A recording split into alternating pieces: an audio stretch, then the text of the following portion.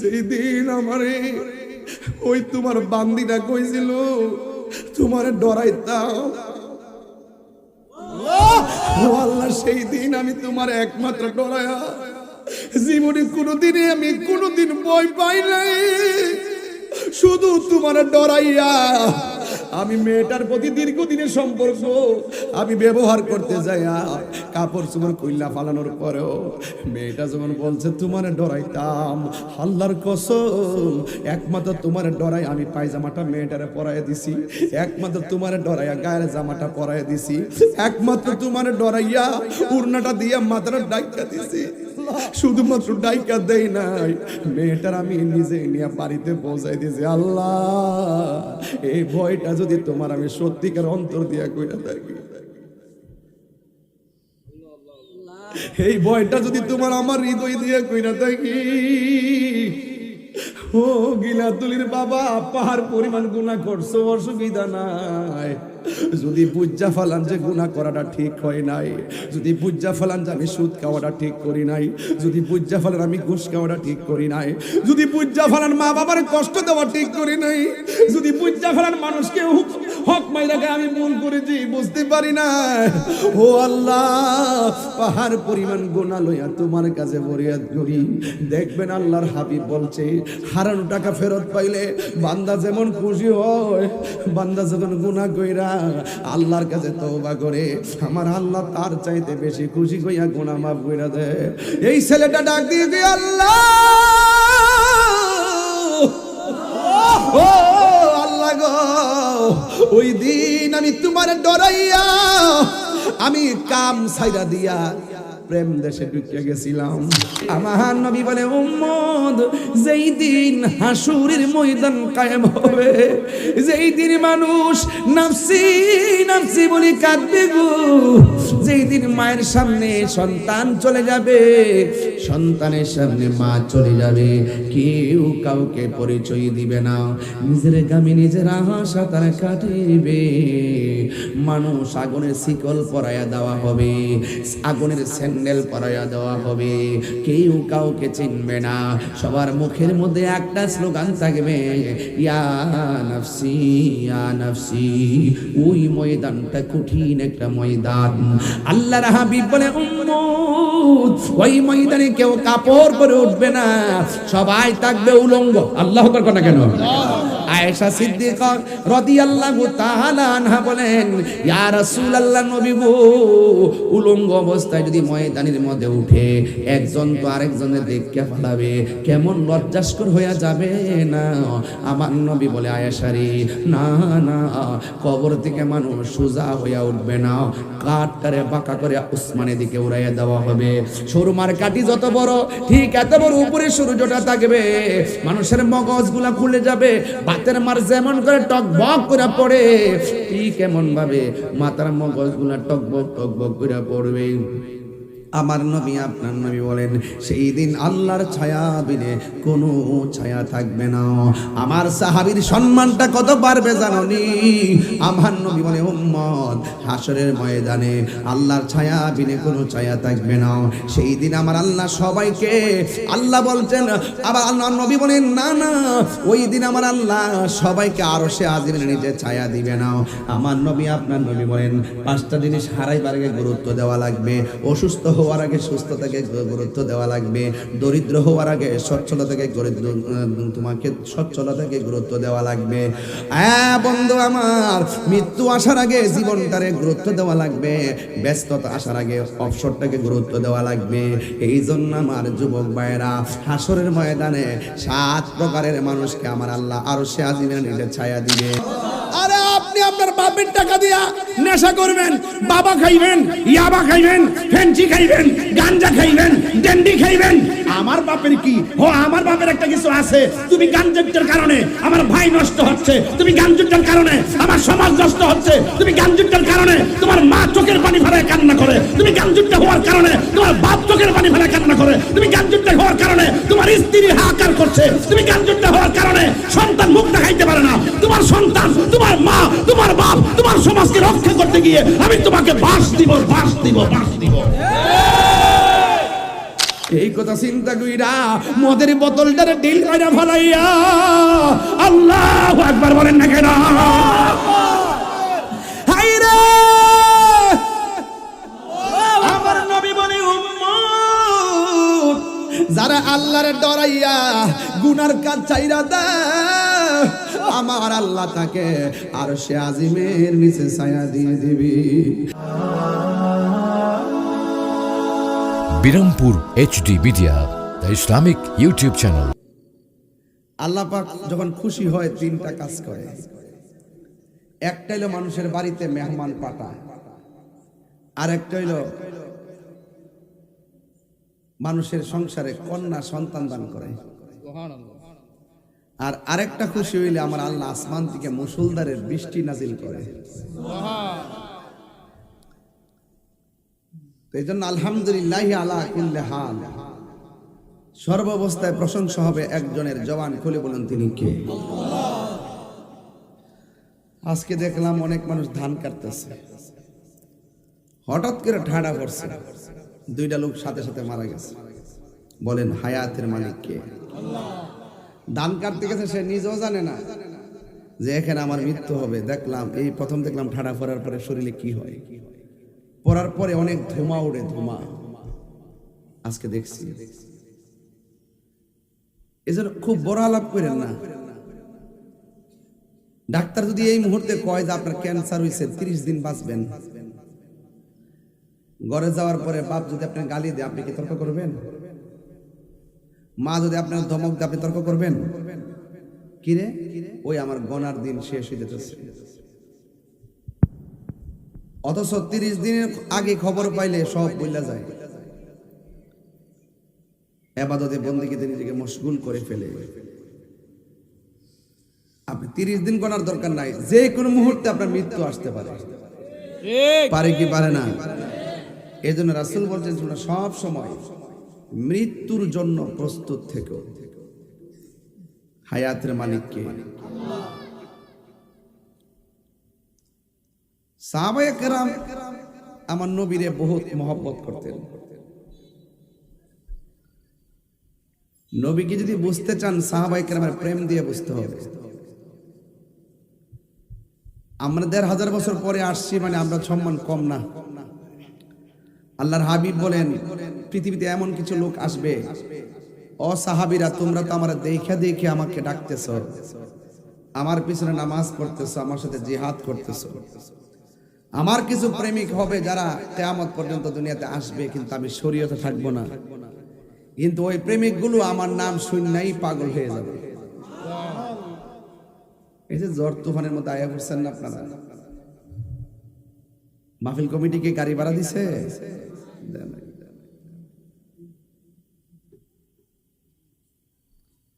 এই জন্য আপনাদের কাছে আমার অনুরোধ থাকবে, যে যাই বলুক না কেন মৃত্যুর জন্য প্রস্তুত নিবেন। সাহাবায়ে কেরাম নবীকে জানের চাইতে বেশি ভালোবাসতেন।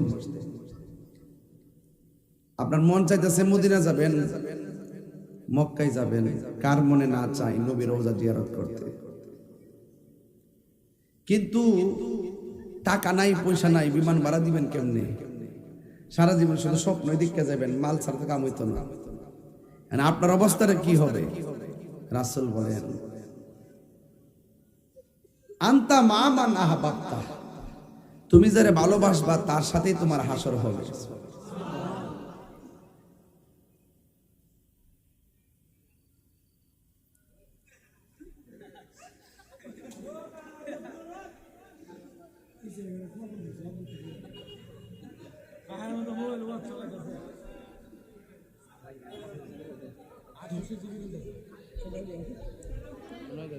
বেটা জিয়ানে সরাসরি তাইরিয়া করছে, তুই কাটটা ফোন না। আল্লাহু আকবার কোন গেলে গা? আল্লাহু আকবার। পাইলে নিরালাই গনবী, পাইলে নিরালাই, পাইলে নিরালাই গনবী, দুই কদমে চুমু খাবো, দুই কদমে চরণে দুলি মাখে বগাই, পাইলে নিরালাই গনবী, আই পাইলে নিরালাই গনবী, পাইলে নিরালায় আমার নবী নূরের নবী আমার নবী জিন্দা নবী ঠিক না আমার নবী নূরের নবী আমার নবী জিন্দা নবী ওরে দয়া করে তাই কোন নবী নিদানের বেলায় বলো না দয়া করে তাই কোন নবী নিদানের বেলায় পাইলে নিরালাই গো নবী পাইলে নিরালাই গো নবী দুই কদমে চুমুকাবো দুই কদমে চরণে দুলি মাকে বগাই পাইলে নিরালাই গো নবী পাইলে নিরালাই কঠিন হাসরের দিনে কে তোরাবে নূর নবী জীবিনে কঠিন হাসরের দিনে কে তোরাবে নবী বিনে দয়া করে তাই গো নবী হাসরের বেলায় বলো না দয়া করে তাই গো নবী হাসরের বেলায় আয় পাইলে নিরালাই গো নবী পাইলে নিরালাই গো নবী দুই কদমে চুমুকাবো চরণে দুলি মাকে বগায় পাইলে নিরালাই গো নবী পাইলে নিরালাই গো নবী পাইলে নিরালাই নবীর জন্য দেওয়ানা হওয়ার দরকার আছে না নাই এই জন্য দুনিয়াতে বড় অনেক পাগল দেখা যায় কিন্তু সব পাগল না কেউ আছে দুনিয়ার পাগল কেউ আছে আমার মাওলার পাগলকে পাগল বলিও না সব পাগল না কিছু পাগল এমন আছে বলো না কিছু পাগল এমন আছে যারা আল্লাহ নবীর প্রেমে দিওয়ানা যারা আল্লাহ নবীর প্রেমে দিওয়ানা ঠিক কিনা হাই রে ও গিলাতনার গলতলির বন্ধু ও মাধবপুরের বাবা হায়াতের মালিক কে বৃষ্টি দেওয়ার মালিক কে মাহফিলে এনেছেন কে সবার নসিবে ভালো কাজ জোটে না রে বাবা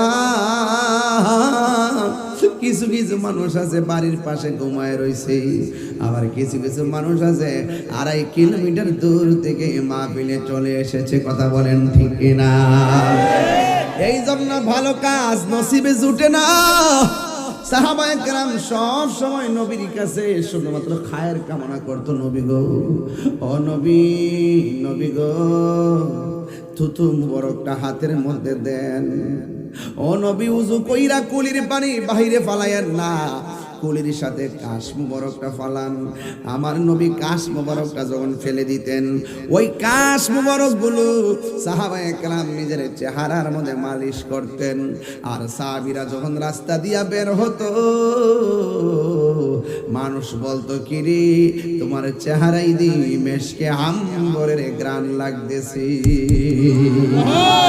আরো বড় করে কোন আল্লাহু আকবার এই জন্য আমার যুবক ভাইয়েরা গো ও মুরব্বী বাবারা এই জন্য আমার নবীর পসিনা মুবারক আমাদের মতো নয় আমার নবীর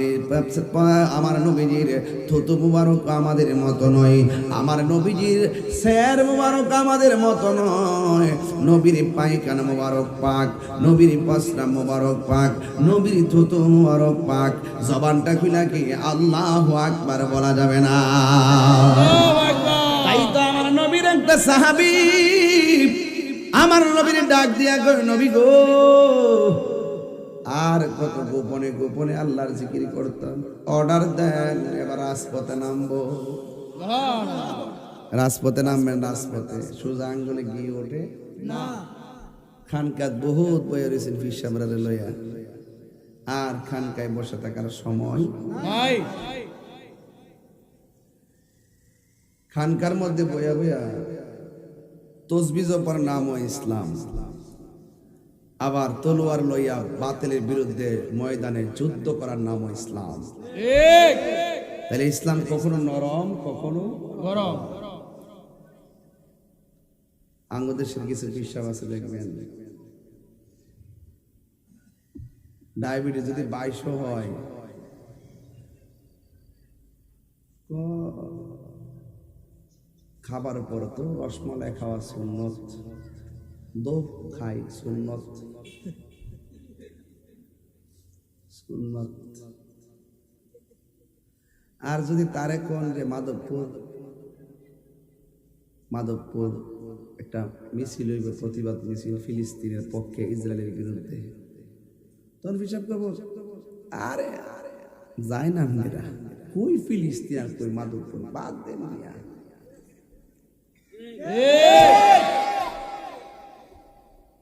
ঠিক কিনা বলেন? এরা সুবিধাবাদী মুনাফিক। কথা কোন না কেন? তুমি মিসওয়াক করা ফজিলত তো জানো, খাবার শেষে মিষ্টি মুখের হাদিসটাও মানো, শুধু হক কথাটা উচ্চ সুরে বলতে পারো না, অন্যায় দেখে বারুদ হয়ে জ্বলতে পারো না। কেমন মুসলমান তুমি একটু ভাবো না, কেমন তোমার ঈমান একটু বলো না। নারায়ে তাকবীর, নারায়ে রিসালাত, আল্লাহু আকবার বলেন।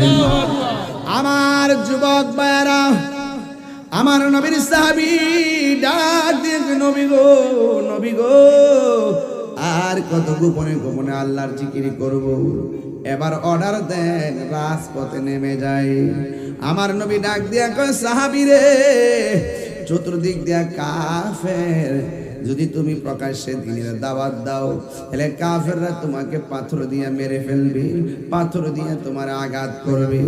ইয়া রাসূলুল্লাহ, যতই আঘাত করুক না কেন আমাদের মন তো মানে না। লা ইলাহা লাভ দিয়া দাঁড়াইয়া গেছে গো।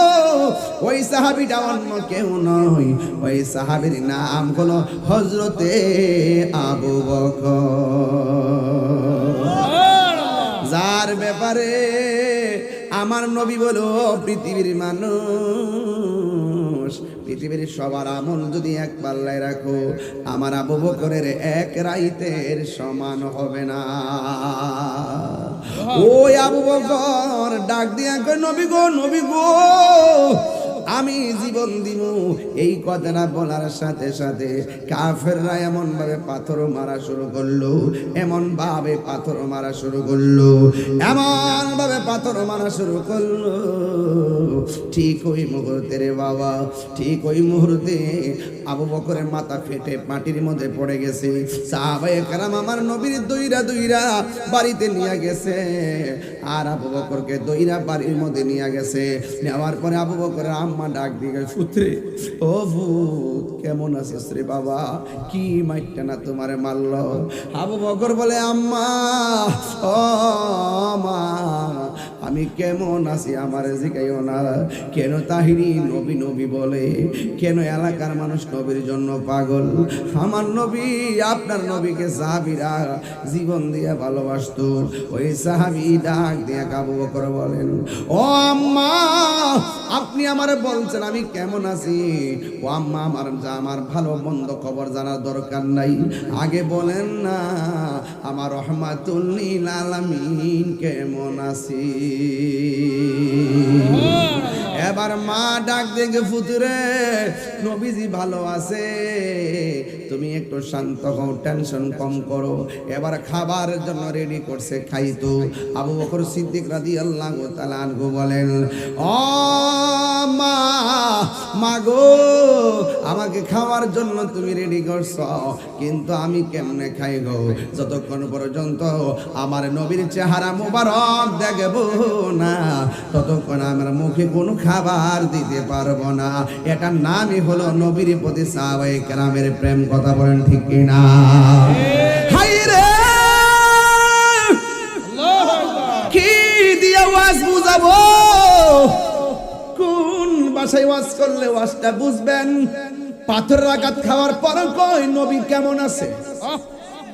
আরে পেটের মধ্যে খাওয়ার নাই, রক্ত শেষ, দুর্বল।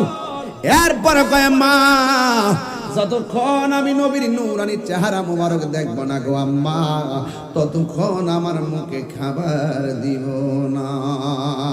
আল্লাহু আকবার। আমার নবী নূরের নবী, আমার নবী জিন্দা নবী, বলো আমার নবী নূরের নবী, আমার নবী জিন্দা নবী। ওরে দয়া করে তাই কোন নবী হাসরের বেলায় বলো না, হাসরের বেলায় পাইলে নিরালাই গো নবী, পাইলে নিরালাই, পাইলে নিরালাই গো নবী, পাইলে নিরালাই। জোরে জোরে কি আল্লাহু আকবার বলা যাবে না? এটা বলে সাহাবায়ে কেরাম রাসূলের প্রতি প্রেম। খাইলে খাইছে, না খাইলে নাই। কয় নবী কেমন আছে? সাহাবায়ে কেরাম যখন ক্ষুধার্ত হয়ে যেতেন, রাসূলুল্লাহকে ডাক দিয়ে, ইয়া রাসূলুল্লাহ, বড্ড পেটে ক্ষুধা ছিল, আপনার চেহারা দেখে ক্ষুধা দূর হয়ে গেছে। সুবহানাল্লাহ। আরো বড় করে কোন আল্লাহু আকবার। আমরা কি এরকম প্রেমিক হইতে পারছি? রক্ত জড়ানো দূরের কথা, গাম হইতো জড়াই না। 200 টাকা চাইলেও দেয় না নবীর জন্য। এই কথা বলতেছো কি? মাদ্রাসা ছাত্র কষ্ট হচ্ছে না? এই মুহূর্তে যদি কোনো বেড়ায় মাদক পড়ে আমার নবীরে গালি দেয়, আপনি যদি বয়া থাকেন, আপনি কি মুসলমান না বেঈমান? সাহাবায়ে কেরাম আমার নবীর কষ্টে তারা কষ্ট পাইত। নবীর চোখের পানি মোবারক দেখলে চিন্তিত হয়ে যেত। আবু বকর বলেন, আম্মা, আমার খাওয়ানোর কথা কইছেন, আপনি তো আমার মা, একটা কাম করতে পারবেন? আমি ব্যথা পাইলে পাইছি, আমার আপনার শাড়ির আসল দিয়া মুখটা ডাকিয়ে আমার নবীর বাড়িতে নিয়ে যান। এটা সাধারণ কোনো কথা না। সিদ্দিক আকবর মাকে নিয়ে রাসূলুল্লাহর বাড়িতে গেলেন। যাওয়ার পরে রাসূল দেখে বলতেছে, আবু বকর কেমন আছো? সুবহানাল্লাহ। সিদ্দিক আকবর, ইয়া রাসূলুল্লাহ, আমি কেমন আছি আপনাকে জিজ্ঞেস করবেন না, আপনি বলুন আগে আপনি কেমন আছেন। সুবহানাল্লাহ। মহিলা ডাক দিয়ে, ইয়া রাসূলুল্লাহ, আমার খোলা তো কিছু খাই নাই। রাসূল বলেন, আবু বকর কিছু খেয়ে নাও। সিদ্দিক আকবর, ইয়া রাসূলুল্লাহ, খুব ক্ষুধা ছিল, আপনার চেহারা মোবারক দেখে ক্ষুধা দূর হয়ে গেছে। ওই যে আপনারা নবীর আলোচনা শুনতে শুনতে দিন কাটাইলেন, খবর থাকে না। নবীর আলোচনা শুনতেছেন, মোবাইল বন্ধ। নবীর আলোচনা শুনতেছেন, বাড়িঘর বন্ধ। নবীর আলোচনা শুনতেছেন, আড্ডা বন্ধ। নবীর আলোচনা শুনতেছেন, ঘুম বন্ধ। নবীর আলোচনা শুনতেছেন, আরামায় সব বন্ধ, একমাত্র নবীর জন্য। কথা বলেন ঠিক কিনা? তো এই নবীর জন্য জীবন দিলে লাভ না লস? আরো জোরে লাভ না লস? খবরদার, আল্লাহর সঙ্গে নাফরমানি করছেন, আল্লাহ মাফ করে দিতে পারে। আল্লাহ বলেন, বন্ধু আপনার সঙ্গে যে গাদ্দারি করবে, আমি আল্লাহ তাদেরকে মাফ করব না। তাহলে সাহাবায়ে কেরামের মতো আমার রাসূলকে ভালোবাসতে হবে। সাহাবীর মধ্যে 3টা সাহাবী, আহারে কি সুন্দর কথা। আল্লাহর হাবিব ডাক দেখা, সাহাবীরা হাতের মধ্যে তলোয়ার নাও। তুমি যদি শহীদ হয়ে যাও, তলোয়ারটা তুমি নিবা। তুমি যদি শহীদ হয়ে যাও, তলোয়ারটা তুমি নিবা। এই 3টা কথা যেভাবে বলছে, ঠিক এভাবেই প্রথম যার হাতে তলোয়ারটা দিছিল, সেই ব্যক্তিরা যুদ্ধের মাঠে গিয়ে তলোয়ারের আঘাতে শহীদ হয়ে গেছে। যেমনে সিরিয়ালটা দিছে এভাবে দ্বিতীয় একজন যুদ্ধ করতেছে, তার এত শক্তি, তার সাথে কেউ পারে না, ডানেও কেউ পারে না, বামেও কেউ পারে না। একটা বিয়াদ্দব আয়েশা আমার ওই নবীর সাহাবীর এমন জোরে একটা কোপ দিছে, ডান হাতটা অর্ধেক কাটতে ফেলাইছে। অর্ধেকটা কাটতে ফেলানোর পরে তলোয়ারটা মাটিতে পড়ে গেছে। বাম হাতে তলোয়ারটা নিয়ে আবার যুদ্ধ শুরু করছে। কিন্তু সাহাবী দেখতেছেন ডান হাতটা যে অর্ধেক কাটছে, লড়াচড়া করে যুদ্ধ করতে অসুবিধা হইতেছে। সাহাবী নবীর প্রতি এমন প্রেম, ইসলামের প্রতি এমন স্পৃহা, এই সাহাবী ডান হাতটা পায়ের তলে ফালাইয়া টান দা সিরা ফেলছে।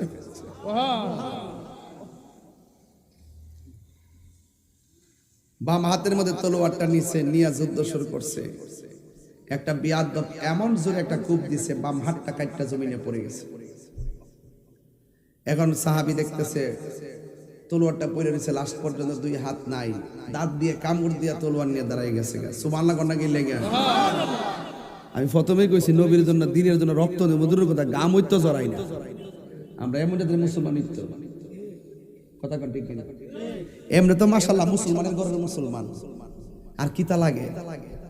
মুসলমান হইও দুজকে যাইব, নামাজ পড়িও দুজকে যাইব, রোজা রাখিও দুজকে যাইব, একমাত্র নবী না মানার কারণে।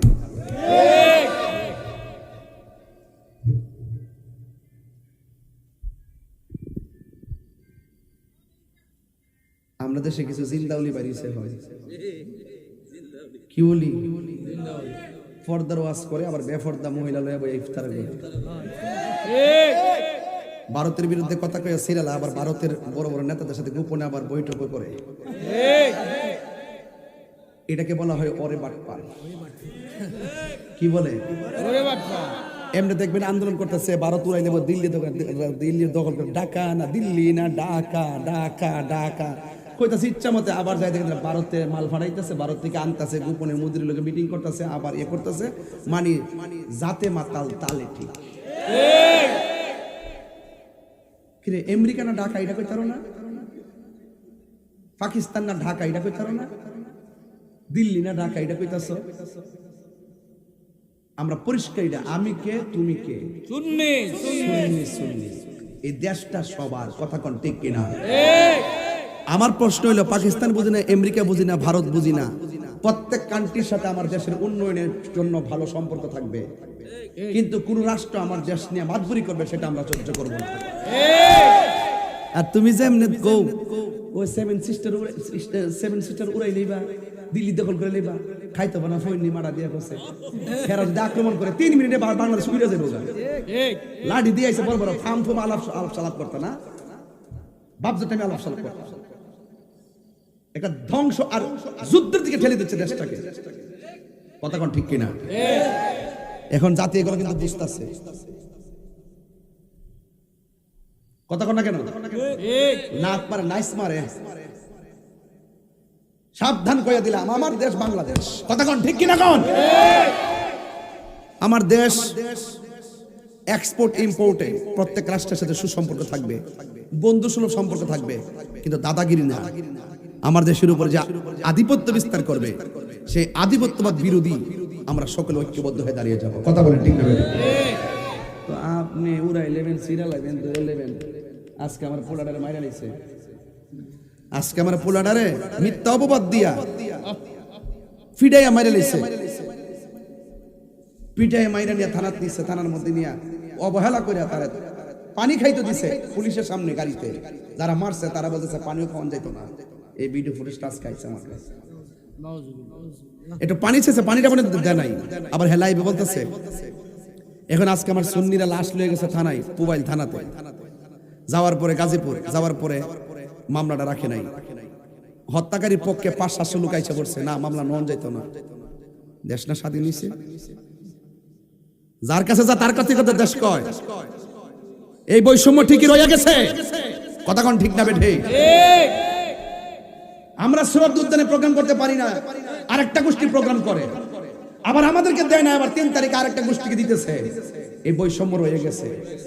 এজন্য বোঝা গেল এই দেশের যার কাছে দেশ যা তার কথাই কর। ঠিক ঠিক।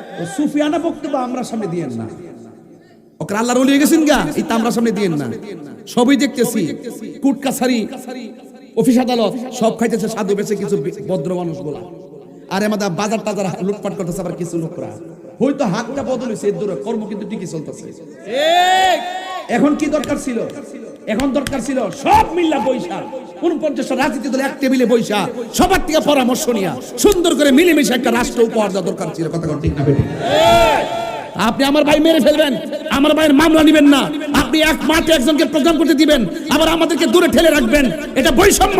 এই বৈষম্যের বিরুদ্ধে প্রয়োজনে আরেকটা প্রতি বিপ্লব হবে। কথা বলে ঠিক না বেঠিক?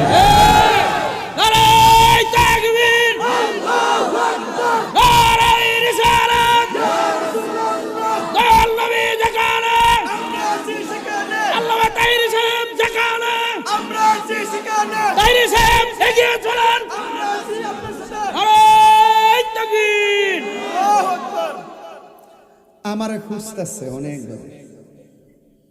মামলা টামলা দিয়ে একবারে সেট চালাইছে। আমি কইছি বাবা আমি তাহির হুজুর, আমার হাতের কবজির দাম আছে, এই হাত দিয়ে আমি জীবনে নবীর বিরুদ্ধে লিখি নাই। আমার জবানের কথার দাম আছে, এই জবান দিয়ে কোনো নবীর বিরুদ্ধে কথা বলি নাই। শুধু পারি না এই সুন্নিটির ফারানা পারি না, এর এক কাপ চা খাই ঘুরে জায়গা কিতাব হয়েছে তোরা, কিতাব হয়েছে জীবনে ঘরটা বিল্ডিং দিয়ে বান্ধা দিছে। সুন্নিগিরি করো তোমরা। আবার আগামীতে সিদ্ধান্ত নিব সুন্নির থাকবে একজোট, এরপর হবে ব্যালটে ভোট। আমাদেরকে অবহেলা করে একটা সাইডে ফেলায় রেখা, অথচ মেজরিটি পার্সেন্ট হলাম সুন্নি। এত সুন্নি হওয়ার পরও আমাদের একটা সাইড করে ফেলায় রেখা, রাষ্ট্রের সুবিধা তারা নেয়, রাজনৈতিক সুবিধা তারা নেয়, অর্থের সুবিধা তারা নেয়, লাস্টে ট্যাগ লাগা সুন্নিদেরকে। কথা কোন ঠিক না বেঠিক? এখন সুন্নিরা এক থাকতে হবে। বুড়াবুড়ি পরে আগে এক হন, আগে নিজেদের জোট, তারপরে ব্যালটে ভোট। এবার সুন্নি দিককে আমরা ভোট দেব। কথা বলেন ঠিক না বেঠিক? এটাই পরিষ্কার। এছাড়া এই দেশে শান্তি আসবে না। কেন বলছি? এই স্বাধীনতার পরে এমন করে মার সন্তান নাই মাজারে আক্রমণ করবো স্বপ্ন দেখতো, কিন্তু 8 মাস হয়েছে না, প্রায় 95টা মাজারে আক্রমণ করে উড়াই দিছে। কি ভাবলেন, কি বুঝলেন? আইবারে যদি মাজার ভাঙবে 2 দিন পরে ঘর ভাঙবো। সুন্নিরা না বুঝলে তোরা আমার দাওয়াত করিস না।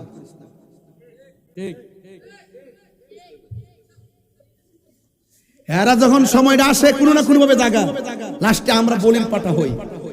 আগে নিজেদের জোট, তারপরে ব্যালটে ভোট। কথা বলেন ঠিক না বেঠিক? সাহাবায়ে কেরাম কিভাবে লালন করছে? রাসূল বলছেন মাঠে নামো, নামছিনি, কথা কয় না, আরে নামছিনি, রাসূল বলছেন যাও, তুমি যাও, তোমার পরে তুমি, তোমার পরে তুমি, তোমার পরে তুমি। যেইভাবে সিরিয়ালটা দিছে ঠিক এইভাবে শহীদ হয়ে গেছে। এর দ্বারা প্রমাণ হয় আমার নবী গায়েবের খবর দেনে ওয়ালা। ঠিক কিনা বলেন? এরপরে কি নবী কি গায়েবের খবর, যার নাম শুনিলে চমকে ওঠে দিল বেকার হয়ে যায়, গায়েবের খবর দেনে ওয়ালা এলো রে মক্কায়। ঠিক কিনা বলো? তুমি কে, আমি কে? সুন্নি, সুন্নি। নীরব না বিপ্লব? বিপ্লব, বিপ্লব। চিন্তা করেন না, এই আপনাদের এই পাগলটা ফালাই দেওয়ার কোনো পারসন না। এটা একটু মাথায় রেখেন, বিশ্বাস করেন, দেখবেন সুন্নি জামাতটা এই দেশে ধর্মের প্রতিনিধিত্ব করবে ইনশাআল্লাহ। একটু খালি মিস কল দিছি ঢাকা পরশুদিন, পুরা দেশ কাইপা উঠছে। একবার ইহানো দে, একবার হিয়ানো দে, একবার ওহানে দে, একবার 2 ঘন্টা, একবার 1 ঘন্টা, তাড়াতাড়ি শেষ করেন। মাথা নষ্ট হয়ে গেছে গা। কথা কোন ঠিক না বেঠিক? মাথা নষ্ট হয়ে গেছে গা। দেখবেন বাংলাদেশে কিছু লোকের মুখে ইসলাম আছে, ভিতরে ইসলাম নাই। এরা হইলো মুখে আছে কিন্তু অন্তরে ইসলাম নাই। আছে কিনা বলেন? তা আমার একটা টার্গেট ছিল কি, যেহেতু হুজুররা বহুদিন পর একটা বাংলাদেশে সুযোগ পাইছে, সব ইসলামী দল একসাথে ওই মনে হয় একটা মিটিং টিটিং করবো, কইরা মনে হয় একটা প্ল্যাটফর্ম যাইবো। ও মা গো মা, দিহিজি রোহনের হাত করা গোড়া একটু হেরা হেরা আলাদা প্যানেল করছে। সুন্নিরা রোহিঙ্গা বানাই দো, এরা বেদাতি, এরা মাজার ফুজারি, মাজার ভাঙ্গে হমান করে লাও। রাইটনি এরকম পরিস্থিতি করছিনি। এখানে থাকেন ফারিন আপনার লাগে 1 কাপ চা খাই, একটা টুস বিস্কুট খাইয়া আমরা ঘুরার থেকে এটা করেছি, ঘুরার থেকে এটা করেছি। হ্যাঁ আমরাও যাবো, কিন্তু সুন্নিরা আমরাও যাবো, এদিক দিয়ে যাবো, কিন্তু একসাথে যাবো। ঘরের লোকটি আর ভাগ হইেন না, মন থাকবো, মন থাকবো, আর ভাগাভাগি না। আমরা সব সুন্নি এক হইতে, নাইলে আমরা সামনে বিপদ আছে। কথা কোন ঠিক না? এবার আসেন দেখি আমার নবী কি বলছে। ওই সাহাবীর ডান হাতটা কেটে ফেলে দিছে, বাম হাতটা কাইটা ফালাইয়া দিছে। প্রথম জন শহীদ হইয়া গেছে, দ্বিতীয় জনের দুইটা হাত কাইটা জমিনের মধ্যে ফালাইয়া দিল। বন্ধুরে আমার, ও আমার গিলা তোলের বাবারা, ও মাধবপুরের বাবা জিরারি, ও যুবকের দল, এই সাহাবীটা যখন মাটির মধ্যে পড়ে গেলেন, ইন দি মিন টাইমে দাঁত দিয়া তলোয়ারটারে কামড় দিয়া ধরলেন। এরপরে ওই বিয়াদবরা, প্রথম সাহাবী শহীদ হলো, দ্বিতীয় সাহাবীর দুই হাত কেটে ফেলছে, ওই হাত একটা টান্দা ছিঁড়া ফেলছে, আর ওই দাঁত দিয়া কামড় দিয়া তলোয়ারটারে ধরলো। ওই তলোয়ারটা ধরার পরে ওই কিছু কিছু মানুষ আইসা, এখন তো সাহাবীর দুইটা হাত নাই, মুখ দিয়া কি করবে, এমন ভাবে সাহাবীটারে আঘাত করেছে। এই সাহাবীটা আঘাত খাইতে খাইতে দুনিয়া থেকে বিদায় হইয়া গেছে। আমার নবী বলে, উম্মত উম্মত উম্মত, তোমরা জানোনি আমার সাহাবীটার দাম আল্লাহ কত বাড়াবে। আমার সাহাবীটা যে ডান হাতটা কাইটা ফেলাইছে, বাম হাতটা কাইটা ফেলাইছে, তোমরা জানোনি আমার সাহাবীর সম্মান আল্লাহ কত বাড়াবে। এক সাহাবী কয়, নবী গো নবী গো নবী গো, কেমন সম্মান বাড়াবে? আমার নবী বলে, উম্মত, যেই দিন হাসুরের ময়দান কায়েম হবে, যেই দিন মানুষ নাফসি নাফসি বলে কাঁদবে গো, যেই দিন মায়ের সামনে সন্তান চলে যাবে, সন্তানের সামনে মা চলে যাবে, কেউ কাউকে পরিচয় দিবে না, নিজের গামে নিজের আশা তারা কাটিবে। মানুষ আগুনের শিকল পরাইয়া দেওয়া হবে, আগুনের স্যান্ডেল পরাইয়া দেওয়া হবে, কেউ কাউকে চিনবে না। সবার মুখের মধ্যে একটা স্লোগান থাকবে, ইয়া নাফসি ইয়া নাফসি। ওই ময়দানটা কঠিন একটা ময়দান। আল্লাহর হাবিব বলে, উম্মত, ওই ময়দানে কেউ কাপড় পরে উঠবে না, সবাই থাকবে উলঙ্গ। আল্লাহু আকবার না কেন? আয়েশা সিদ্দিকা রাদিয়াল্লাহু তাআলা আনহা বলেন, ইয়া রাসূলুল্লাহ, নবী গো, উলঙ্গ অবস্থায় যদি ময়দানের মধ্যে উঠে, একজন তো আরেকজনের দেখতে ফেলাবে, কেমন লজ্জাস্কর হয়ে যাবে না? আমার নবী বলে, আয়েশা রে, না না, কবর থেকে মানুষ সোজা হয়ে উঠবে না, কাঠটারে বাঁকা করে আসমানের দিকে উড়াইয়া দেওয়া হবে। সুরমার কাঠি যত বড়, ঠিক এত বড় উপরে সূর্যটা থাকবে, মানুষের মগজগুলা খুলে যাবে, বাতের মার যেমন করে টকবক করে পড়ে, ঠিক এমন ভাবে মাথার মগজগুলা টকবক টকবক করে পড়বে। আমার নবী, আপনার নবী বলেন, সেই দিন আল্লাহর ছায়া বিনে কোনো ছায়া থাকবে না। আমার সাহাবীর সম্মানটা কত বাড়বে জানোনি? আমার নবী বলে, উম্মত, হাসরের ময়দানে আল্লাহর ছায়া বিনে কোনো ছায়া থাকবে না। সেই দিন আমার আল্লাহ সবাইকে, আল্লাহ বলছেন, আবার আল্লাহ নবী বলেন, না না, ওই দিন আমার আল্লাহ সবাইকে আরশে আজিমের নিচে ছায়া দিবে না। আমার নবী, আপনার নবী বলেন, পাঁচটা জিনিস হারাইবার আগে গুরুত্ব দেওয়া লাগবে। অসুস্থ হওয়ার আগে সুস্থতাকে গুরুত্ব দেওয়া লাগবে, দরিদ্র হওয়ার আগে সচ্ছলতাকে তোমাকে সচ্ছলতাকে গুরুত্ব দেওয়া লাগবে।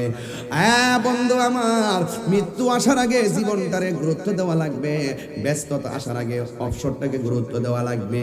এই জন্য আমার যুবক ভাইয়েরা, হাসরের ময়দানে 7 প্রকারের মানুষকে আমার আল্লাহ আরশে আজিমের নিচে ছায়া দিবে। এরপরে আমার আল্লাহ হাসরের ময়দানে কয়েক শ্রেণী মানুষের কাছ থেকে হিসাব নিবে।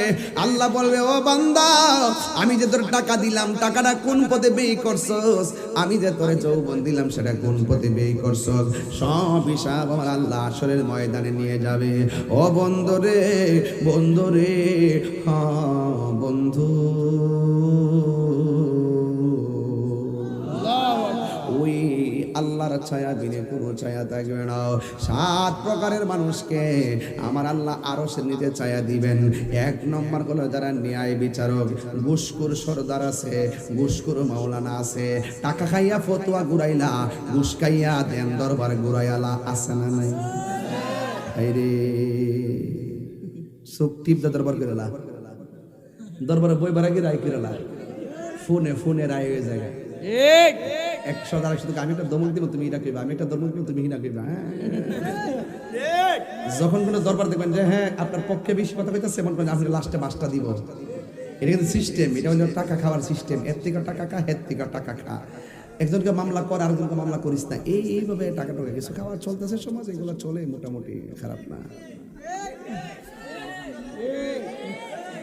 আসিনি ন্যায় বিচারকদেরকে আমার আল্লাহ আরশের নিচে ছায়া দিয়ে দিবে। তাইলে ঘুষ খাইয়া সরদারি করলে, বিচার করলে ছায়া পাওয়া যাবে না। আর রাশি ওয়াল মুরতাশি কিলাহুমা ফিন্নার। যারা ঘুষ খাইব, যারা ঘুষ দিবে, দুটোটাই জাহান্নামের আগুনে জ্বলবে। এই জন্য সুদ খাওয়া যাবে না, ঘুষ খাওয়া যাবে না। সুদের ওয়াজ করতে আমার যেই মজা লাগে,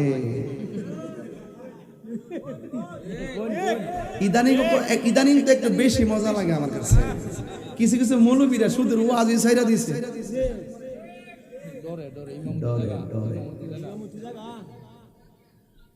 আরে হা দিয়া না, বুঝতেন না, দেখলেন খেলা আছে। সুদ খাওয়া কি হালাল না হারাম? মোল্লার কথা না আল্লাহর কথা। তোরে তুমি ডরাও কেন সুদের ওয়াজ করতে? তার মানে বুঝতে হবে ডাল মে কুছ কালা है, ডাল মে কুছ কালা है। আমি বললেন আমার জেল হয়ে যায়, ফাঁসি হয়ে যায়। বেটা আমি কি সুদের ওয়াজ নতুন করি? 22 বছর ধরে ওয়াজ করি, সুদের ওয়াজ করে এক একটার বাপ ডাহাই। কথা কোন ঠিক না বেটি? তাহিরের ট্যাগ লাগায় কাম হইতো না, ট্যাগ লাগানো তাহিরকে চলবে না, এটা পরিষ্কার কথা। সুদ খাওয়া কি হালাল না হারাম? কথা কোন হালাল না হারাম? এটা কি মোল্লার ফতোয়া না আল্লাহর ফতোয়া? সুদের 70টা গুনাহ আছে, এর মধ্যে সর্বনিম্ন গুনাহ হইল নিজের মায়ের সঙ্গে জিনা করা। তো খাইন, আপনি খাইলে আমার সুবিধা কি? খাইন গিয়া গামলা বইরা খান, গামলা বইরা খান না, পেট বড় করে আমার সাথে আমার বাপের সমস্যা দেখতে কোশিদের গাঞ্জা খাস, তুই গাঞ্জা খাস, খাই তো খাইলে আরো খা, একদম বাড়ি বেচ্চা খা, আমার বাপের কি হইছে? তবে তোরে কইতাছি কি জানোস কি, যে মুরব্বিরা নাকি ফুলাপান কইতেছে, মুরব্বিরা আমার কইতে আমার ফিতর করছে, তা না লা হাওলা ওয়ালা কুওয়াতা ইল্লা বিল্লাহ। মুরব্বিরা আমার মাথা খাস, ফুলাপান গাঞ্জা খা, মুরব্বিরা কি খা? মুরব্বিরা উক্কা খা।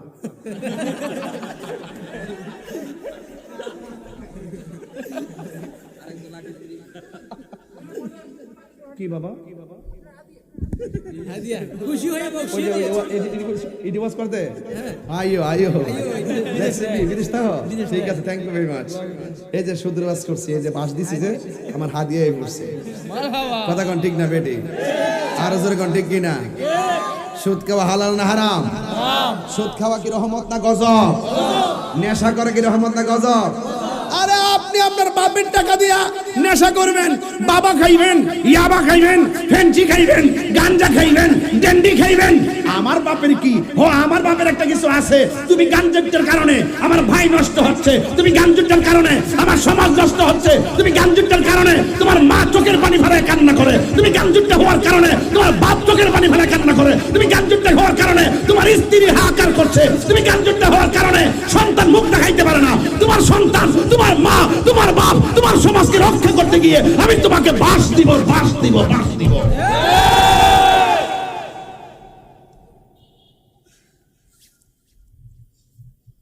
কথা বলেন না কেন? গতকাল দেখছি, গতকাল আপন 2 সন্তান মিল্লা বাপটারে এই দিকটা ফাটায়া হুজুরের বাড়ি করে ফেলাইছে। আপনি কি মনে করেন এই নেশার টাকার জন্য বহু সন্তান তার বাপের গলায় ছুরি চালাই দিয়েছে? এই যে আপনারা দেখেন না এগুলো অহরহ হচ্ছে কিনা বলেন না কেন? সমাজ আমার ঠিক করছে, যেই সমাজে যেই লোকটা গুসকা হেরোকেমেন যা বাদ সবাই মিলে ধরবেন। আর আমরা এমন একটা বসেছে সমাজে যেরকম টেহা আছে, যা বাপসাব আছে, এর আব্বা ডাক্কে নিয়ে মসজিদের সভাপতি বানায়। এই হাত দিলে কোন ঠিক না বেঠি? ইত্তা কইলি তাহির হুজুর বালানা। 5 ওয়াক্ত নামাজ পড়ে মুখের মধ্যে দাঁড়িয়ে আছে, নবীর মহব্বত আছে, দুরূদ শরীফ পড়ে, নামাজ কালাম পড়ে, 5 ওয়াক্ত নিয়মিত নামাজ পড়ে। এই লোকটা গরিব হইলো, ইটারে নিয়ে মসজিদের সভাপতি বানাবেন, দেখবেন পুরো সমাজ আল্লাহ শান্তি নাজিল হয়ে যাবে। আর মসজিদ একটা গুরুত্বপূর্ণ জায়গা, এটা হারাম করে হাতে আপনি নেতৃত্ব দিয়ে দিচ্ছেন।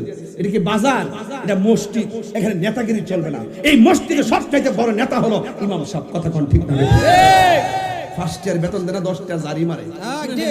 বাবা রি বাবা, লন্ডন থেকে আইছে হ্যাঁ মনে করছি ইমাম সাহেব বুঝি বেকার তো দমক দিলে যাইবো ফুরি তো থাকবো 5,000 টাকা 6,000 টাকা মাগ নয় টাকা ফুরি তো থাকবো হ্যাঁ ফুরি থাকবো আপনি ইমাম সাহেব কাটা তুমি আসুনি হ্যাঁ এই জ্বালা ইমাম ভালো লাগে না বোয়ানো মসজিদ দুই মসজিদ টিয়া তুইছি 1,500 দিছে না টিয়া দিছে না আচ্ছা তুই কথা তুই সেফাই বলে লিখছিস তুই এইদিকে কথা বল তুই এটা মুস সেফাই এইদিকে যা এইদিকে না না সেফাই বলে লিখছিস পান আল্লাহু আকবার জোরে কর হ্যাঁ এই জলা বহুত কষ্ট আজকে ওয়াজ খারাপ লাগছে তোর কাছে না না না না আবার কোয়েন যা তাই রোজরা কিতা ওয়াজ করছে বংশম করে গেছে আমার গড ঠিক না হলে ওয়াজ দা করবেন কি মিয়া আমার সমাজ ঠিক না হলে ওয়াজ দা করবেন কি আপনি ইয়াং বয়স সলমান 7 অফ না ইডি বাবা খাইতাছে ট্যাবলেট খাইতাছে আর কি আশ্চর্য জোয়ারি খেলতেছে হাই হাই হাই হাই মোবাইলের মধ্যে জোয়ারি ঠিক মোবাইলের মধ্যে আইপিএল আইতেছে না বাড়ি মারে চলতেছে তো খেলা খেলে হিয়ানো বলে জোয়ারি বলে কন্টাক্ট চলতেছে বাইরে যত কিছুই বলেন হারামের মধ্যে কোনো আরাম এই হারামের মধ্যে কোনো আরাম গত পরশুদিন মাহফিল করছিলাম নারায়ণগঞ্জ ওই যে 26 তারিখে রাত্রে 25 তারিখ দিনকে রাত্রে আর কি 26 রাত্রে তো আমি বললাম যে ভাই আজকে এখানে যারা এসেছেন যারা গাঞ্জা খান একটা লোক হাত তোলেন পরে একটা লোক হাত তুলছে না বলে আশরাফুল পরে আমার কাছে আইসি একটা টুপি টাফি দিলাম দিয়া করলাম যে ঠিক আছে বাবা তুমি আজকে থেকে আর গাঞ্জা মাঞ্জা খাইও না খাইতাম না পরে গেলাম তুমি নামাজ টামাজ পড়বা তোমার আম্মার সেবা টেবা করবা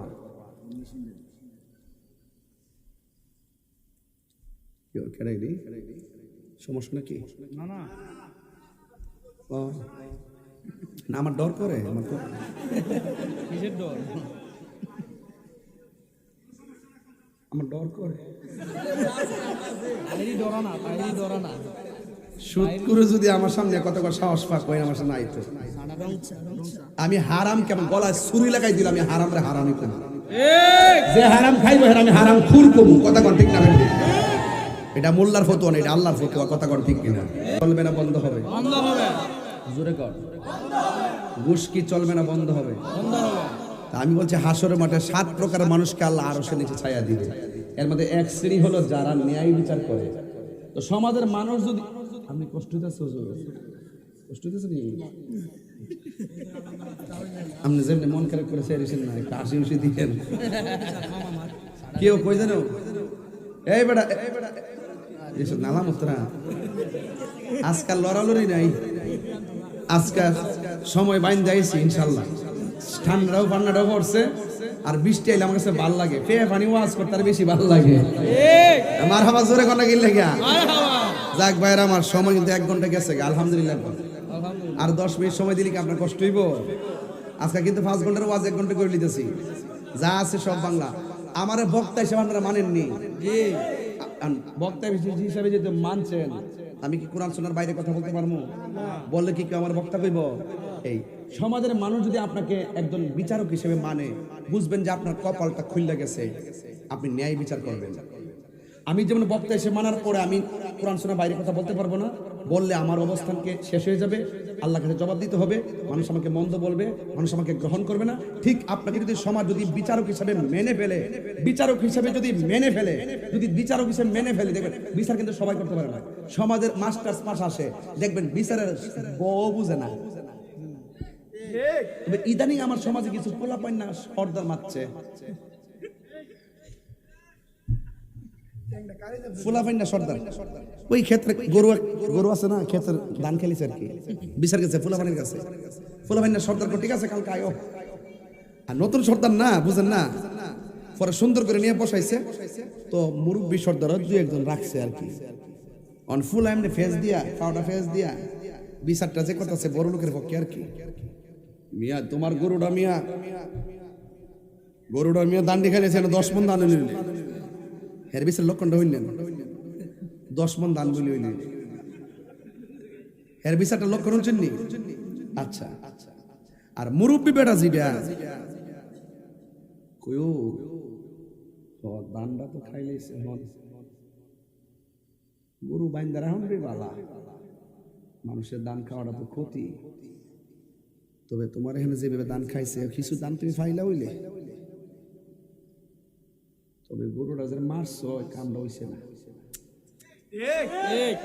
বিচারটা দাস আছে নি, আওয়ান হাইওয়ান তো হাইওয়ান হই, এটা তোর বুঝলার যাইলে নইলে এখন গরুটা যে খাইছে বুঝছে না তো, তুমি যে মারছো বাবা এই কামটা ভালো হইছে না।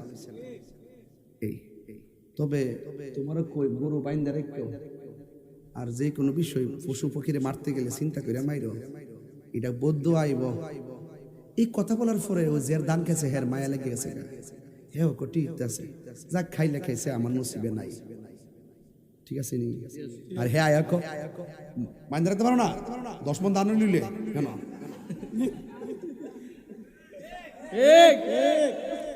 এই সমাজে এইরকম সিন্ডিকেটের দরবার চলে। আপনি এমএ পাস হইলো, পুরা বেটাটা যেভাবে মাথা খেলে সর্দারিটা করবো, আপনি 10 গ্রাম মিলতে পারতেন না। এটা আল্লাহর রহমত লাগবে। আমার সাথে কত বড় বড় হুজুর আছে না, কত হুজুর আছে। ওহন মনে করেন যে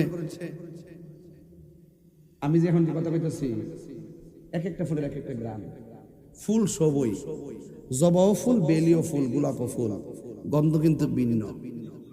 কথা বলতে পারছি? আপনি আমি না, আমিও আপনি না, মানে আপনার মধ্যে কোনো গুণ থাকলে আমি এটা গ্রহণ করবো, আমার মধ্যে কোনো দোষ থাকলে আপনি এটা ধরে দিবেন। এটা হলো কমিউনিকেট মানুষ হিসাবে। এদের কাউকে ঠকাইলে নিজে ঠকতে হয়, বুঝতে পারছেন? বুঝতে পারছেন? অনেক সময় বৃষ্টি পড়ে উপর থেকে, শিলা বৃষ্টি পড়ে জানে খেটটা হমানো জায়গা, দান্ডি যখন পড়ে জায়গা, তখন কার কাছে বিচারটা দেবো? কিও এই রিজিক দেওয়ার মালিক কেডা? আরে বড় করে কেডা?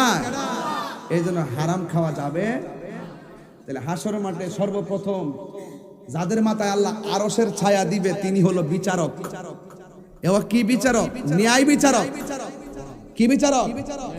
ন্যায় বিচারক। আমরা মধ্যে ন্যায় বিচার এখন উঠে গেছে।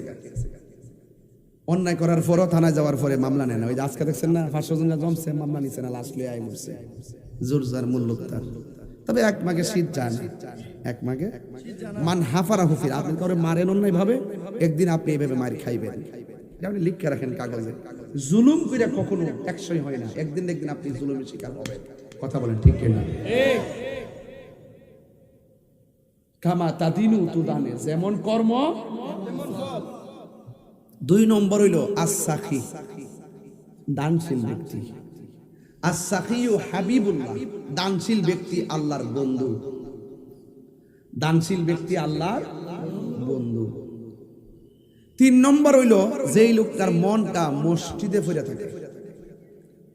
আমরা দেশের ম্যাক্সিমাম শতকরা 95% মানুষের মন পড়ে থাকে বাজারও। আমার ঠিক কোন লাগছে না, আপনি নিজে কই যাচ্ছে রে? এটা একটু দূর থেকে পাইতাছি।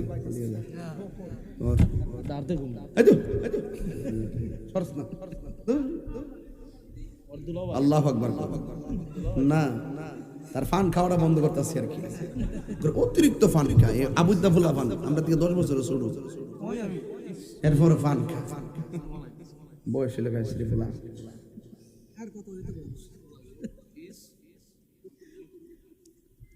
আমরা দেশের মানুষের মন মানসিকতাকে বাজারও বেশি করে দেখে না মসজিদও? এটা আপনার বিবেক প্রশ্ন করে। মসজিদে যাওয়ার পরে দেখবেন ইমাম সাহেব যখন বৈঠকে বসে একটু দেরি হয় না সালামটা ফিরাইতে, হ্যাঁ ফিসের থেকে মসজিদে কাশের বন্যা শুরু হয়ে যায়। ইমাম সাহেবের মিস কল দে, তাকদা সালাম ফিরান, বাজারে কাম আছে। কথা কি সঠিক? এখন রাসূল বলছেন যার মনটা মসজিদে বেশি পড়ে থাকে তাকে আমার আল্লাহ আরশের নিচে ছায়া দিবে। সুবহানাল্লাহ। মসজিদে গেল গরিরের ফাই লাগে স্যার, ইমাম সাহেব নামাজটা তাকদা পড়াইলেন, টাইম হয়ে গেছে। যে মসজিদে তারাবিটা তাড়াতাড়ি ফলাফান সব হিডির জায়গা। কথা কি সঠিক বলতাছি? একটা কথা মিশা না, সব সঠিক। কামে লাগবো কথা নেই। পাগল হইল তাদের কামে লাগবো। পাগলকে পাগল বলিও না, সব পাগল পাগল না। কিছু পাগল এমন আছে যারা আল্লাহ নবীর প্রেমে দিওয়ানা, ঠিক কিনা? কিছু কিছু মুরব্বী বিলের মধ্যে ঘাস কাটে, হঠাৎ কইরা মসজিদের মধ্যে আজান হইয়া গেল। মুরব্বী মনে মনে ভাবেন, আমি যদি বাড়ির মধ্যে যাই নামাজের টাইমটা চলে যাবে। কোমর থেকে গামছাটা খুইলাম, খেতের হিলের মধ্যে বিছাইয়া খালের পানি দিয়া উজু কইরা নামাজ পড়ে। অথচ লোকটা নামাজের টাইমে নামাজ পড়ে চেহারাটা বড় কালো, রোদ্রে পড়তে পড়তে চেহারাটা কালো হয়ে গেছে। কিন্তু লোকটা যেদিন মারা যায়, এই লোকটারে যখন গোসল কইরা ওই জানাজার মাঠের মধ্যে লইয়া যায়, মানুষ কয় দেখছস রে, তার চেহারাটা না সারা জীবন কালো ছিল, এখন কেমন জানি একটা নুরানি নুরানি ভাব লাগে। আল্লাহর হাবিব বলেন, যাদের মন মসজিদে পড়ে থাকে, কিছু কিছু মুরব্বী দেখবেন যখন ফজরের নামাজের আজানটা দিয়া দেয়, তখন মুরব্বীরা উযু কইরা মসজিদে রওনা দেয়। চাচি ডাক দিয়ে কই, এখন কোথায় যান? কই মসজিদের মধ্যে যাইতেছি। কই মসজিদে তো আরো সময় আছে। কই ঘরের মধ্যে শুইয়া থাকলে লাভ কি, মসজিদে যাইয়া বইসা থাকলে নফল ইবাদতের সওয়াব পাওয়া যায়। আল্লাহর হাবিব বলেন, হাসরের ময়দান যেদিন কায়েম হবে, ওই কঠিন মুসিবতে যার বিছানা ভাল লাগে নাই, যার বাজার ভালো লাগে নাই, মসজিদটা তার কাছে বড় ভালো লাগছে, আল্লাহর জিকিরটা বড় ভালো লাগছে। ইবাদতের জন্য মনটা পাগল ছিল, ইবাদতের জন্য মনটা দিওয়ানা ছিল। খাবার না খাইলে দুঃখ করে নাই, এক ওয়াক্ত নামাজ ছুটতে গেলে শান্তি পাই নাই। আল্লাহর হাবিব বলেন, যেই মানুষটার মন মসজিদের মধ্যে পইরা থাকে গো, ওই মানুষটাকে আমার আল্লাহ আরশে আজিমের নিচে ছায়া দিয়ে দিবে। এই জন্য বন্ধুরে বন্ধুরে, হ্যাঁ বন্ধু। এরপরে আমার নবী বলেন জাননি, কয়ে 3 নম্বর গেল। 4 নম্বর হলো যারা আল্লাহকে ডরায়া গুনার কাজ ছাইরা দেয়। যেমন মনে করুন আমার কাছে একটা বোতল আছে, এই বোতলটা হলো মদের বোতল, দরজা লাগাইয়া দিলাম, জানালা লাগাইয়া দিলাম, সব লাগাইয়া রাত্রে 12টার সময় মদের বোতলটা আমি খুললাম, খুইলা এই ডিপাটা ফালাইয়া দিলাম। ফালাইয়া দেওয়ার পর আমি মনে মনে ভাবতেছি, এইটা খাইলে আমারে কেউ দেখবে না, এটা খাইলে আমারে কেউ দেখবে না, সকালে কেউ সাক্ষীও দিতে পারবে না, বড় মজা পাবো, ইন্টারেস্ট পাবো। যেই মাত্র মদের বোতলটা মুখের মধ্যে নিয়ে ঢুকাইব, ওই মুহূর্তে তার মনের মধ্যে একটা জাগ্রত এসে গেছে, মনের মধ্যে একটা ভয় এসে গেছে। আমারে যদি আমার মা দেখে না, আমারে যদি আমার ভাই দেখে না, আমারে যদি আমার বন্ধু দেখে না, আমাকে তো আমার আল্লাহ দেখতেছে। এই কথা চিন্তা কইরা মদের বোতলটারে ডিল কইরা ফালাইয়া আল্লাহু আকবার বলেন না কেন? হায়রে আমার নবী বলে, উম্মত যারা আল্লাহরে ডরাইয়া গুনার কাজ ছাইরা দেয়, আমার আল্লাহ তাকে আরশে আজিমের নিচে ছায়া দিয়ে দিবে।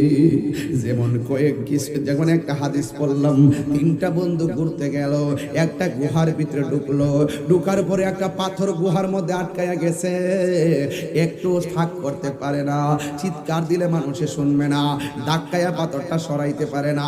3 বন্ধু একটা আরেকটারে কই, বন্ধু এখন দি পাথর লড়ে না, মানুষও কান্নার আওয়াজ শুনবে না, আমাদের মনে হয় এখানে না খাই মরা লাগবো, এখন আমরা কি করব?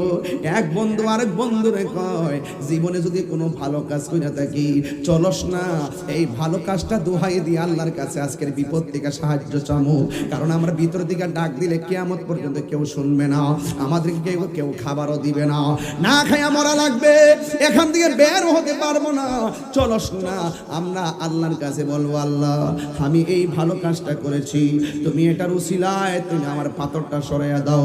এইভাবে একজন একজন করে আল্লাহর কাছে বলতেছে।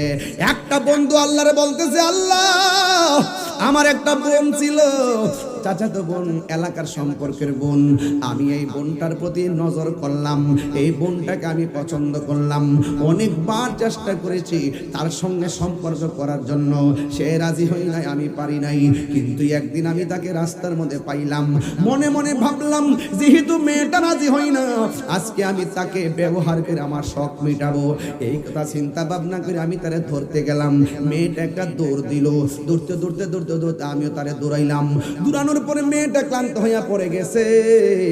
আমিও তার কাছে গেলাম, যাইয়া তার শরীর থেকে ওড়নাটা সরাইয়া ফেললাম, তার শরীর থেকে জামাটা খুইলা ফেললাম, অল বডি থেকে কাপড় খুইলা আমি তার উপরে উঠলাম, তারে ব্যবহার করব। তখন মেয়েটা ডাক দিয়া কয়, বাইরে আমি এমন ক্লান্ত হইয়া গেলাম, এই ক্লান্ত হইয়া যাওয়ার কারণে আমি আর ধরতে পারি না, তুমি আমাকে নিস্তেজ বানাইছো, আমি ফিজিক্যালি অনেক দুর্বল হয়ে গেছি, আমি আর ধরতে পারি না। ইন দি মিন টাইমে আমি তোমার একটা কথা কই, এই মুহূর্তে তুমি আমার যা মন চা তা করতে পারবা, আমি তোমার বাধা দিতে পারতাম না, আমার গায়ে শক্তি নাই, কোনো মানুষ নাই যে আমার আয়সা বাঁচাইব। তবে আমি তোমার একটা কথা কই, তুমি আমার দিকে একবার তাকাইছো, দুইবার তাকাইছো, তিনবার তাকাইছো, একটা বার তুমি শুধু আমার ব্যবহার করার আগে আসমানের দিকে তাকাও, আমার আল্লাহরে ভয় করো, আমার আল্লাহরে ভয় করো।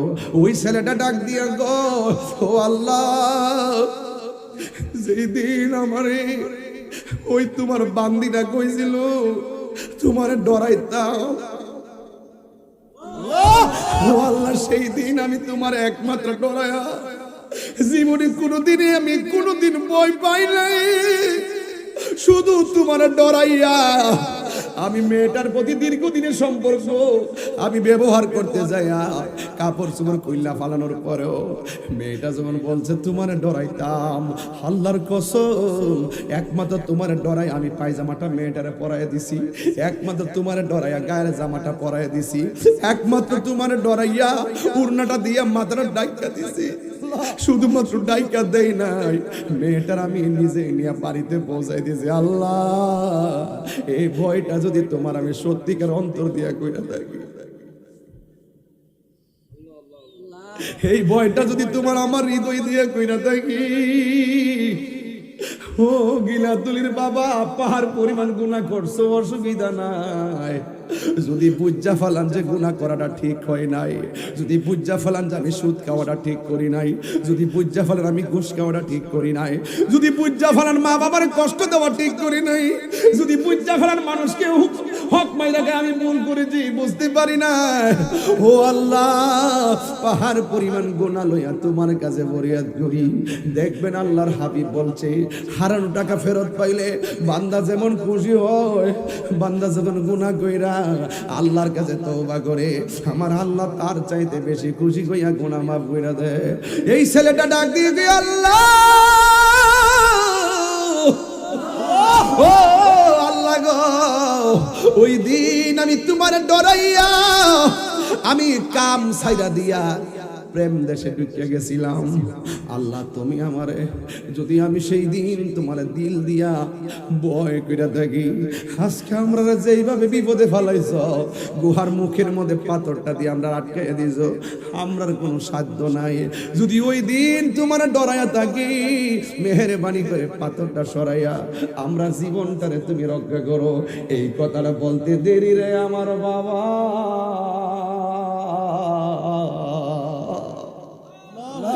আল্লাহর কসম করে বলি, বিশাল বড় একটা পাথর সেকেন্ডের সাথে সরে গেছে, তিন বন্ধু ওই গুহা থেকে বের হয়ে গেছে। হে বাবা, আমি বলছিলাম আরশের নিচে ছায়া পাবে তারা, আল্লাহর ডরায়া যারা গুনার কাম সাইরা দেয়, আল্লাহর ডরায়া যারা গুনার কাম সাইরা দেয়, এদেরকে আমার আল্লাহ দুইটা জান্নাত দিব। ওয়ালিমান খাফা মাকাম রাব্বিহি জান্নাতান।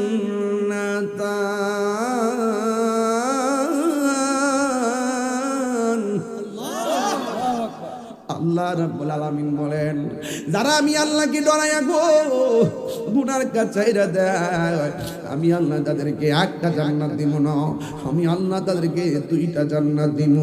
শুধুমাত্র তাই নয়, ইন্নালিল মুত্তাকিনা মাফাজা হাদাইকা ওয়া আনাবা ওয়া কাওয়াইবা তুরাবা। আল্লাহ বলে, যারা আমি আল্লাহকে ডরাইবো, আমি আল্লাহ তাদেরকে আঙ্গুর ফলের বাগান উপহার দিয়ে দিব। শুধুমাত্র তাই নয়, আমি আল্লাহরে যারা ডরাইবো, আমি আল্লাহ অন্ধকার দিকে তাদেরকে বের করে আমি আল্লাহর বন্ধু বানাইয়া নিও। আল্লাহু ওয়ালিয়্যুল্লাযীনা আমানু ইউখরিজুহুম মিনাজ যুলুমাতি ইলান নূর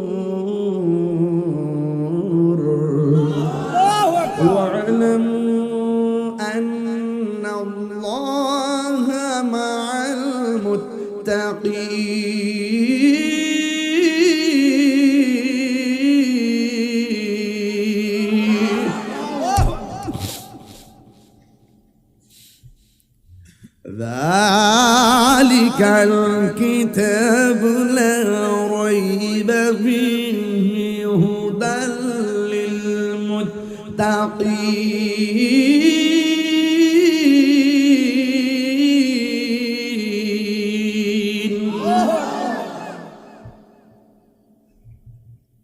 ঘোষণাকার আল্লাহ। বিদায় বেলা ভাই হাত রেখে কইতাম চাই, ওই কথাটাই বলতে চাই। প্রকাশ্যে গুনাহ করেন, গোপনে করেন, কারণ ঠকান আর যাই করেন, কে দেখতেছে?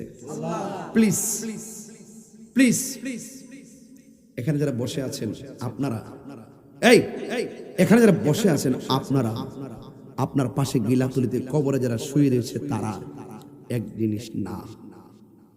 আপনার ঘরের মধ্যে পানি পড়লে ছিদ্রটাকে আপনি বন্ধ করে দেন, বৃষ্টির পানি যেন না পড়ে। আজকে যে বৃষ্টিটা হইল, কবরে আপনার মা শুয়ে দিছে, বাচ্চা শুয়ে দিছে, হাড্ডিগুলা বৃষ্টির পানিতে ভাসতেছে।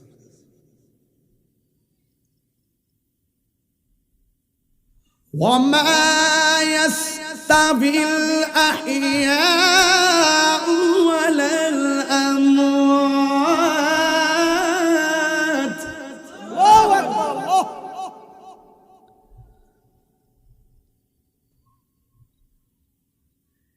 إن الله يسمع من يشاء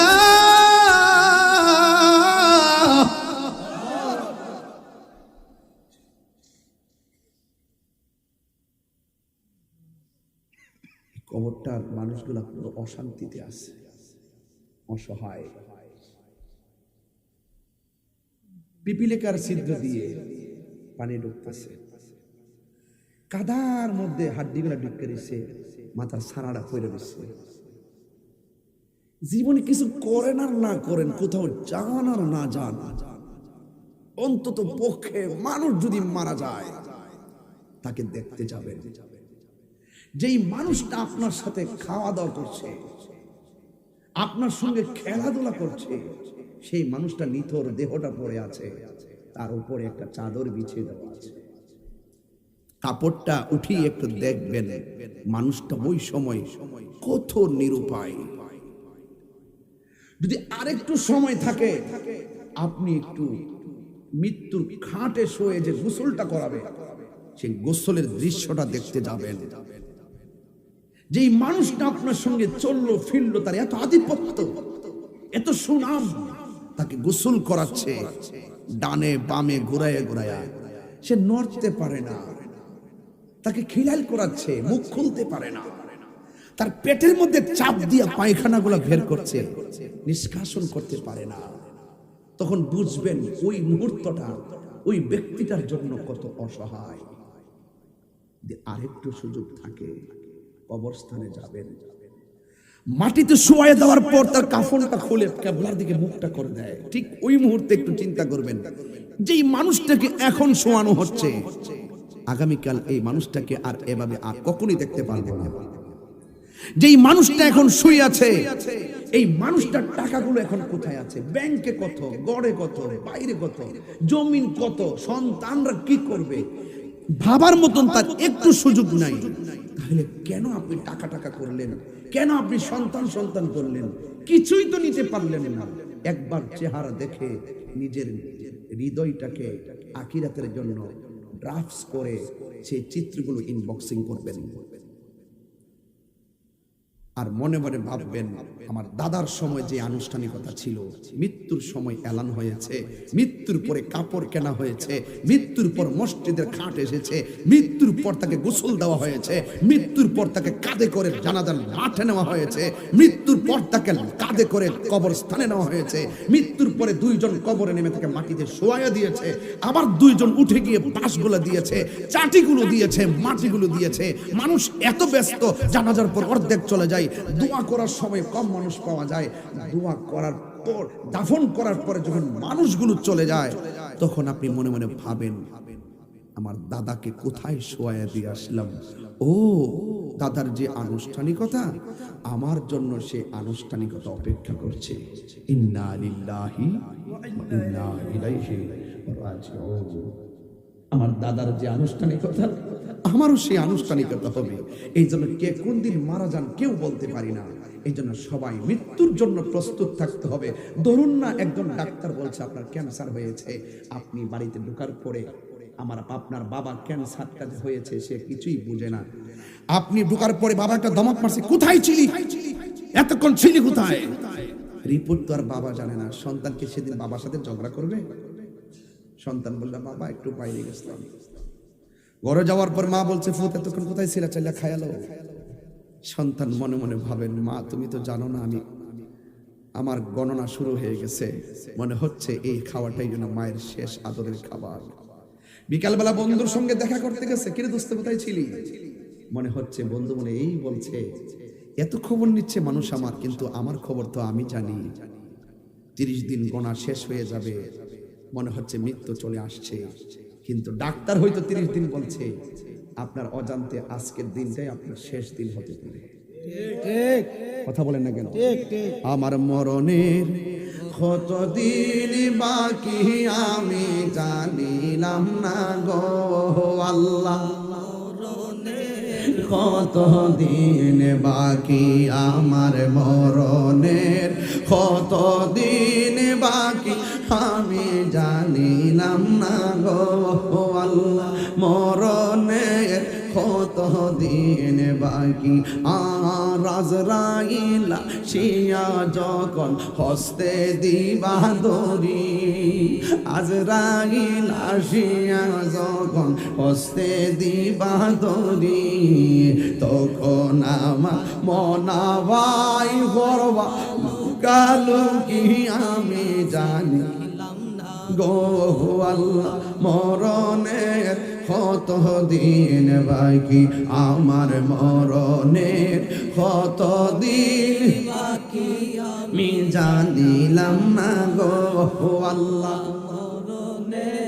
সবাই বলেন দিন বাকি আর 40 দিনের আগে ভাইরে মৌতের নিশানি, 40 দিনের আগে ভাইরে মৌতের নিশানি।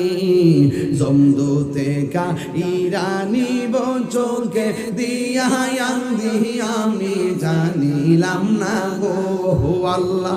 মরণের কতদিন বাকি আমার মরণের, কতদিন বাকি আমি জানিলাম না গো আল্লাহ। মরণের কতদিন বাকি আর হায়াত হইল হাতে ভাইরে, মত হইল পায়ে। হায়াত হইল হাতে ভাইরে, মত হইল পায়ে। যেই জায়গা যার মরণ লেখা সেই জায়গা সে মরে আমি জানিলাম না গো আল্লাহ। মরণের কতদিন বাকি আমার মরণের, কতদিন বাকি আমি জানিলাম না গো আল্লাহ। মরণের কতদিন বাকি আর মরণের কতদিন